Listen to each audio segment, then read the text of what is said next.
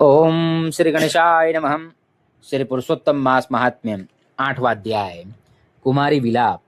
सूत जी कहने लगे कि हे तपोधनो, भगवान विष्णु और श्री कृष्ण के वचन सुनकर नारद जी अत्यंत प्रसन्न हुए, परंतु फिर भी प्रश्न करने लगे।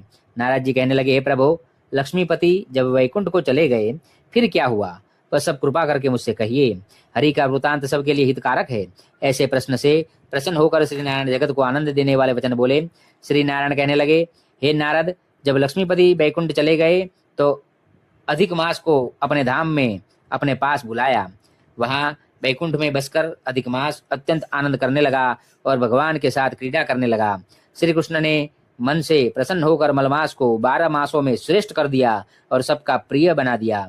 इस प्रकार भक्त वत्सल भगवान युधिष्ठिर और द्रौपदी को कृपा से देखते हुए अर्जुन से बोले, हे राजश्री, दुख में डूबे होने के कारण तुमने तपोवन में आए पुरुषोत्तम का आदर नहीं किया और वृंदावन चंद्र का प्रिय मास आपके वन में रहने से अनजाने से चला गया। भय से दुखित मन वाले भीष्म द्रोण भी नहीं जान पाए और भय के द्वेष से तुमने नहीं जाना। वेद व्यास जी से प्राप्त विद्या आराधना में लगे रहे। भयंकर युद्धशाली अर्जुन इंद्रप्रस्थ गए और उसके दुख से दुखित आप लोगों ने नहीं जाना।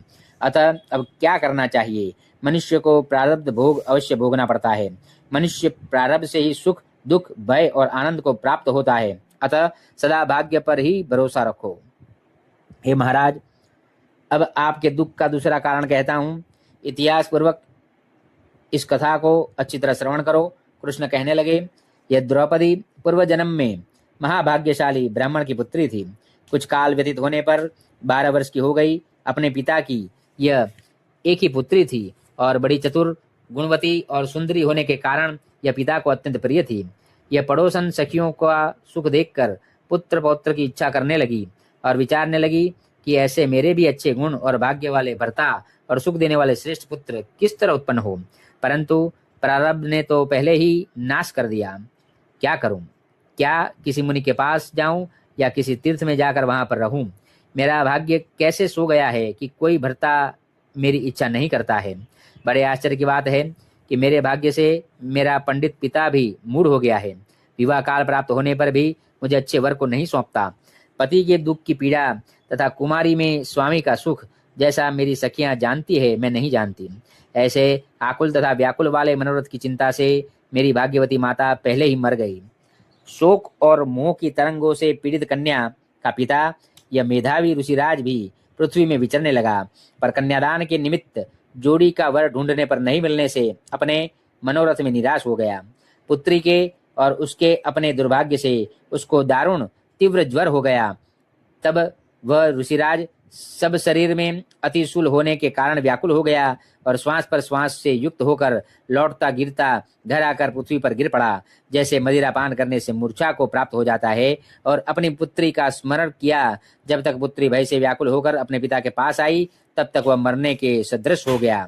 दैव योग से अकस्मात कांपता हुआ और कन्यादान के प्रसंग से उठे हुए महोत्सव से रहित वौर पूर्व काल के लिए गृहस्थी धर्मों से रहित होकर संसार की वासना को छोड़कर हरि में मन को लगाता वह मेधावी ऋषिराज श्री हरि पुरुषोत्तम को स्मरण करने लगा। हे श्री कृष्ण, हे गोविंद, हे हरे, हे मुरारे, हे राधेश, हे दामोदर, हे दीनानाथ, हे ऋषिकेश्वर, आपका नमस्कार करता हूँ। आप मेरी संसार रूपी समुद्र से रक्षा करिए।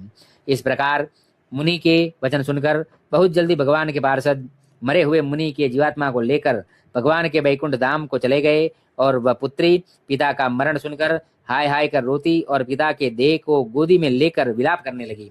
अत्यंत दुखित होकर दारुण विलाप करती हुई मानो उसका पिता जीवित हो, अत्यंत व्याकुल होकर कहने लगी, हाय पिता, मुझको किसके सहारे छोड़कर विष्णु लोक में चले गए। हे तात, अब मैं बिना पिता के किसके पास रहूंगी? न मेरे भाई है, न कोई कुटुंबी। मेरी तपस्विनी माता भी नहीं है जो मेरे भोजन तथा वस्त्रों की चिंता करती। अब इस दशा में मैं भी मर